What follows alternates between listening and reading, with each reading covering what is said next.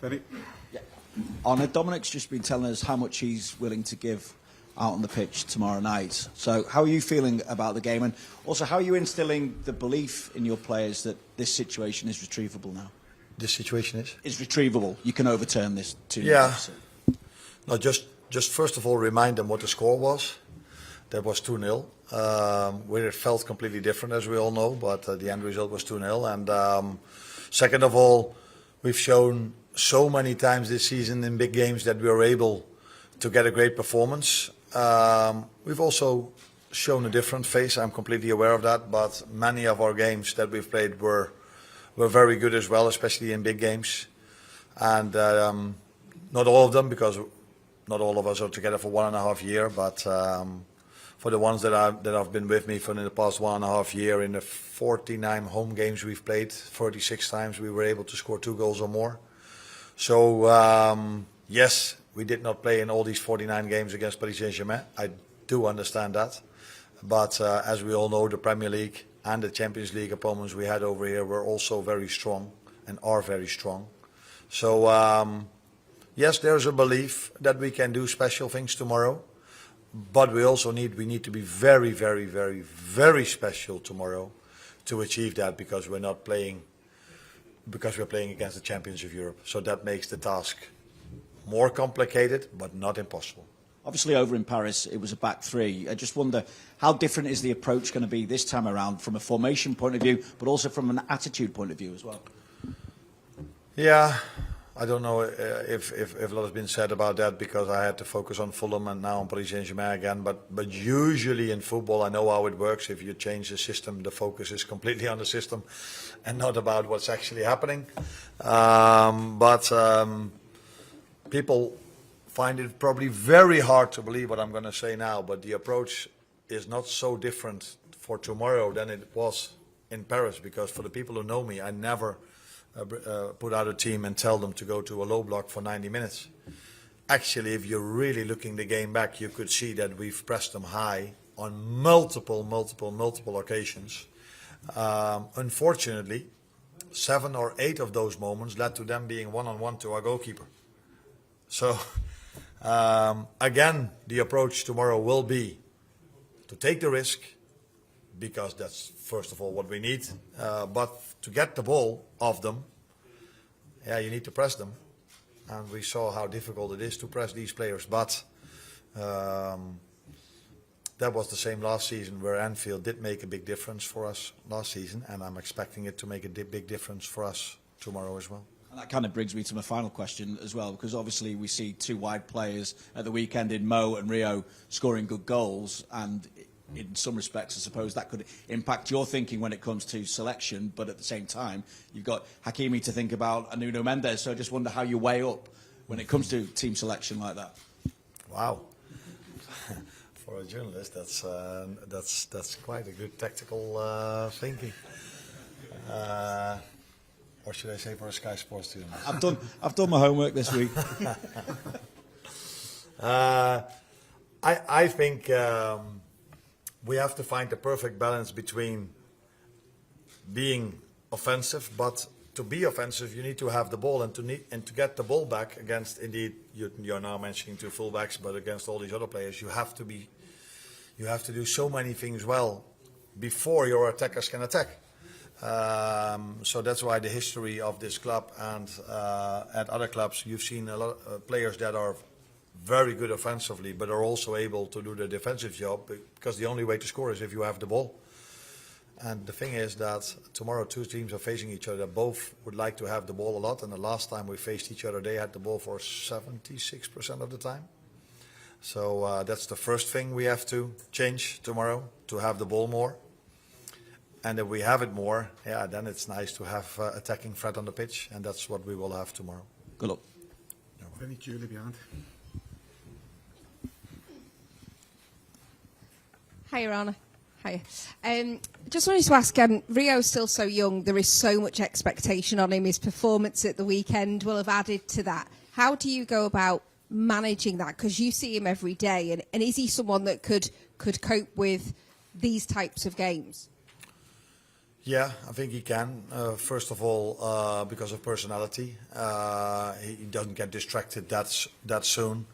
I think since he's been, not since he's been a player, because he's only for a few months very known, but I think everyone who knows his history a bit more, there's a lot of expectation around him for many years already, and he's always been able to focus on football, to become better, to become stronger, to become ready to be at 16 years of age, score your first goal, 17 years of age, and already had multiple stars for the first team of Liverpool. That's one thing, and second of all, because of his quality. He shows that he's able, at the highest level, which is Champions League, but Premier League definitely is this as well, to be able to take 1v1s on and make it difficult for the defenders he's facing. So yeah, I think he's done a very good job in managing what comes to him now, but then it's also a good thing to have so many experienced players around you, which he has in the dressing room. Dominic? Arne, you talked about having the ball more. Last summer you bought Florian to bridge the gap on PSG. They were to close the gap on them from the game here last year. What are you looking for him from him tomorrow night in terms of having the influence? Because this is the type of game that you made the investment for, to him to sparkle in. Am I talking to Mike Gordon now, or am I talking to you? How does he know why we brought Florian Wirtz? What we did after Jurgen left, and we always knew 1.5 years ago that this should be a transition, because sooner or later it would have been the end of a cycle. And we always knew we then needed to recoup money, which we did by selling 10, 11, 12 players, I think. And we've spent that money on young, very talented players that get their time to build on the same cycle as the last 7 or 8 years has been with the players that some of them now already left or are going to leave us in the end of the season.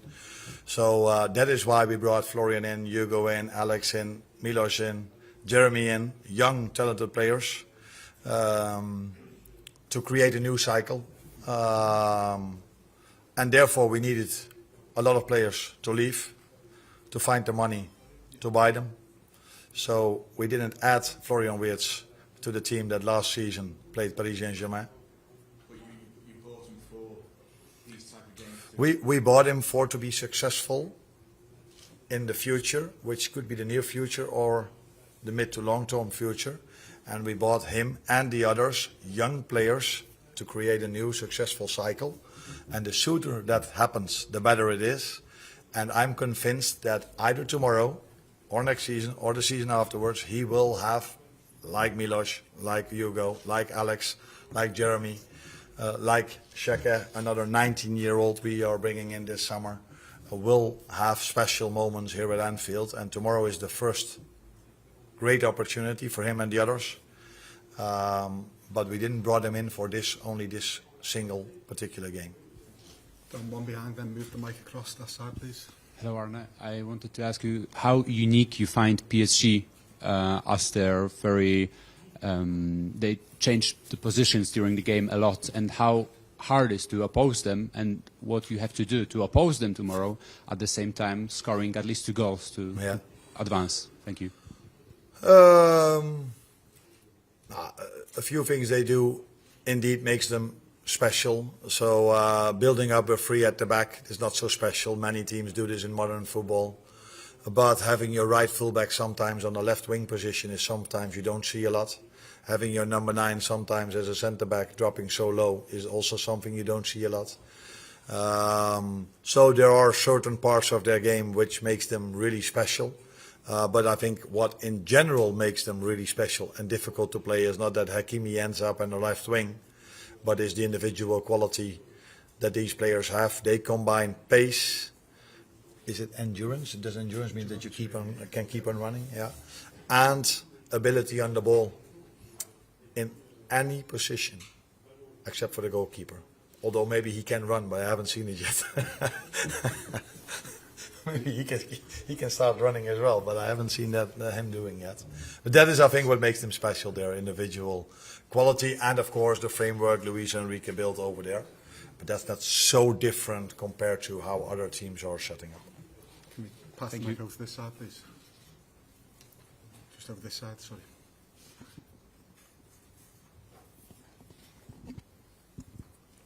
Hi Arne, Ziggo Sport Netherlands. Guus Hiddink was with us last week and he told us that he visited you some time ago. So I was wondering, are you a person that takes up advice easily? And if so, what do you take from someone like Guus Hiddink with the career that he's had and the experience that he's had? I think if you are in a position like I am, you get a lot of advice.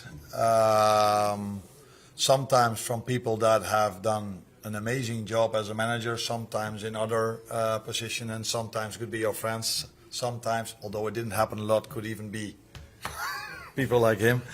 But you try to listen a lot to your colleagues, to other people, because they don't always have to be that they've managed or coached a Champions League final or won the league. Other people can give you great advice as well, but it's always nice to speak to people like Guus.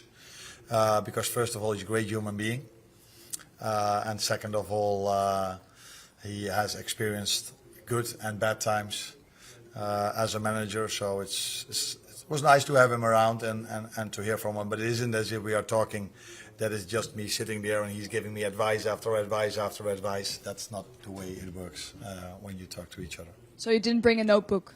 Sorry? You didn't bring a notebook? I had it on my desk, but I didn't use it to write it down. But I don't know if you believe this, but I tend to think of myself that my brains are not the worst part of my head. You find that funny? I get that. Yeah, you get that. Yeah. So the hair is not growing that much, but I tend to think that I can remember a lot. That's sometimes also a problem, because I can remember a referee's decision of a year or 2 years ago, which I then put on the ones that are made now. So it's not always helpful, but if Guus, which he had, gave me good advices, then I don't need a notebook or a desktop to write that down. Mo. Hi Arne, you spoke earlier about the amount of times Liverpool scored 2 goals or more. 2-0 obviously would be enough to extend the game into extra time and maybe penalties, but I think PSG are on a run of scoring in 17 consecutive games, and they've not scored in 4 out of 45 games all season long. So from a mindset point of view, is it probably better to go into this game thinking you are going to have to score 3 or maybe 4 goals rather than thinking about keeping a clean sheet? Why did you have to tell this? Why are you ruining my day?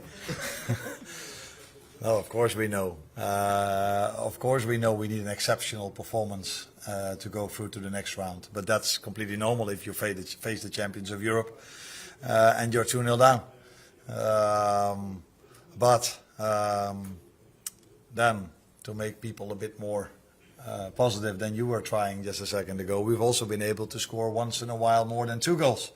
So, but let's first focus on the job at hand, and that is just start aggressive, making sure we can get back into the tie. And the best way of doing so is, of course, scoring the first goal, which we again know, because otherwise you're going to tell me, yeah, but against last season they scored the first goal over here, and at Arsenal they scored the first goal. So yeah, I know that they will try to score the first goal, but that's definitely what we are going to try as well. Lewis. How important will the atmosphere and the Anfield crowd be for tomorrow? Just as important as our performance.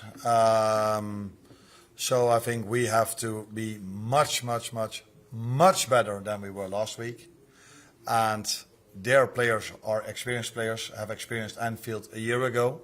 So they think that they know what's coming up. So I can only hope that our fans can find an extra gear compared to last season, which I argue if it's possible, because the atmosphere last season was unbelievable. But I think our fans are up for it to make it even louder, which is also needed, because then their players get what they don't expect. First of all, a better performance from us, which I do think they would expect, by the way. It's hardly possible to play at the same level again. And our fans I think I can trust them if they were even louder than last season. Got time for 3 more. We go Adam, then one next to him, then one at the front. And sorry, just off that, there's obviously, I think you said earlier, there's a belief that Liverpool can do special things tomorrow. Realistically, though, where do you find that belief from, given the nature of the performance last week? Realistically, and then I didn't. Realistically, where do you find that belief from, given the nature of the performance last week? Especially, like, obviously, no shots on target. Yes, you dominated, yeah. You want one example, 2, 10, or 200?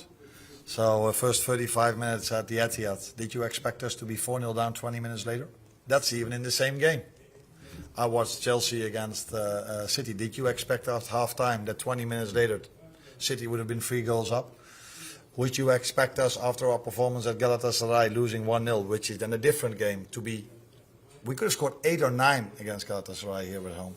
So the amount of times that we've shown, especially that we can be much better than we were at Paris Saint-Germain, that's clear. And even Saturday showed how important a goal is.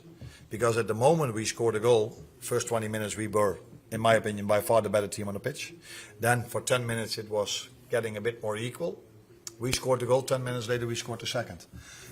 That is where football is about. A goal can change the momentum, which happened in a negative way for us at the Etihad, which happened in a positive way for us this weekend here at Anfield. Yeah. Hello, Han, French media. Question in French. Thank you. Ça va être le 4e match contre le PSG. Fourth time you've played at PSG in only a year.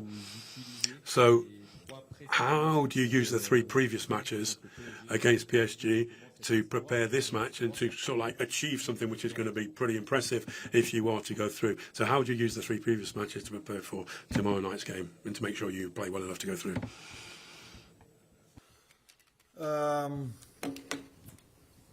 I think it makes not so much sense for me to look at the 2 games of last season, because I think on 5, 6, 7 positions we have different players tomorrow night. I don't exactly know, but that's the first thought that comes to my mind. I also know what the game plan last season was. I know which players I used, which their qualities were. And as I've said in the start of this press conference, we've replaced a lot of players which brought different qualities. So to watch the game of last season back at home where we used a certain tactics, I'm not too sure if these players can do the same tactic as we used last season. But the idea behind it will try to be the same. We have to be aggressive, we have to be front-footed from start to finish. But like as I said, so many different players for us this season compared to last season that I did watch it back, but there's not so much to take or to learn from it because of what I just said. On the front. Hi Arne, French question 2 please. Pouvez-vous nous dire comment Can you tell us how Konate is going to prepare the match tomorrow? I mean, it's a special game for him after all, isn't it? Because he's French. And what about Konate and renewing his contract? Do you want him to renew his contract and stay at Liverpool? I think it's going to be a special evening for Ibu tomorrow evening. Only for a small part because he's French, but for a big part because he's playing a quarter-final and of the Champions League, which is also for him quite a while ago. So it's going to be a special night for him, as for all the other players.